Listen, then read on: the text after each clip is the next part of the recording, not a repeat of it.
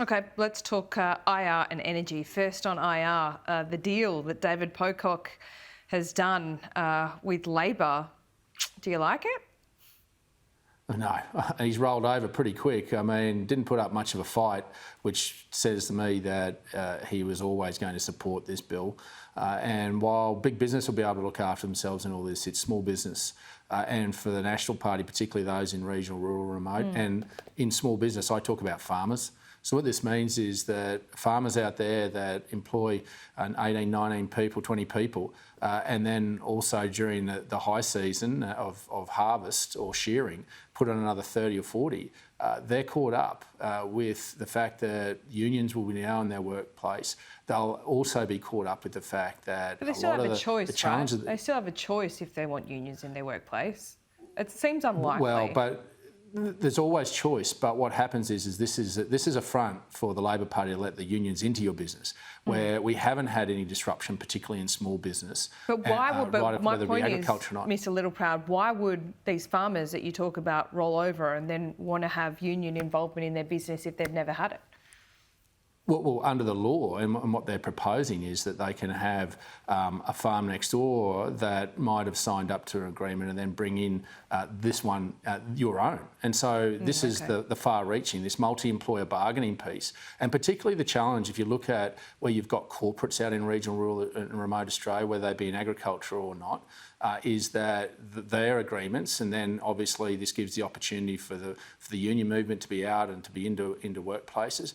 But look, we all want to lift wages. Make no mistake, I'm not against trying to lift wages, but it has to be sustainable. And the problem with small business over big business is that ultimately they'll make business decisions not to employ people or to put people off.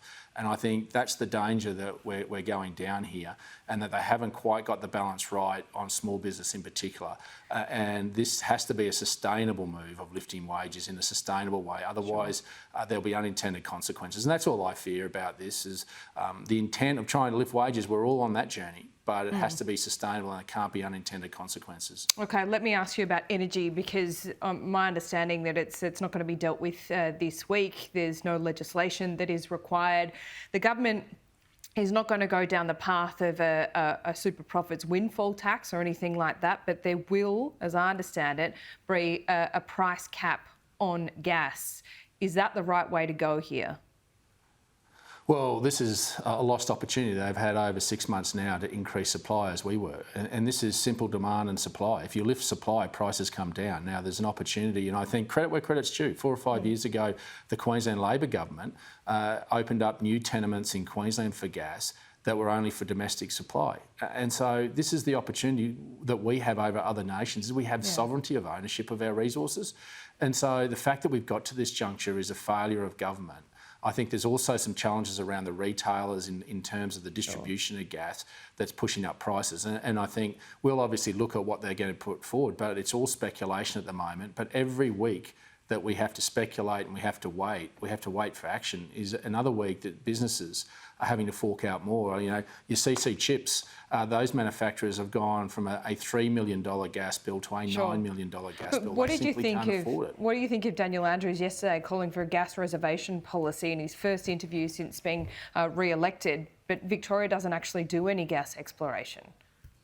And won't do any. I mean, This is the rank hypocrisy of it. I mean, Daniel Andrews, congratulations, he won the election. But I just ask Victorians, just think of what the rest of the country thinks of you when you've got a Premier that comes out and says we should have a reservation policy, but it should be imposed on Queensland and New South Wales and Northern Territory, where they actually do develop their gas industry, where they were told by their state governments, Labor at the time, to go and export that gas because they didn't want it in the domestic market, to then have to turn around and put an investment lens that will challenge investment further for jobs into those states, because Dan Andrews hasn't got the courage of his own conviction to drill a hole himself. I mean, the rank hypocrisy is just mind-blowing, and obviously the arrogance of winning an election the way he did hasn't changed his attitude towards understanding he's part of a nation. Victoria should understand they have a role to play with us, and we should be doing this collectively as a nation. Well, it might just be a little bit more difficult to negotiate in the States than Parliament at the moment, but we'll see. David Littleproud, thanks for your time as always.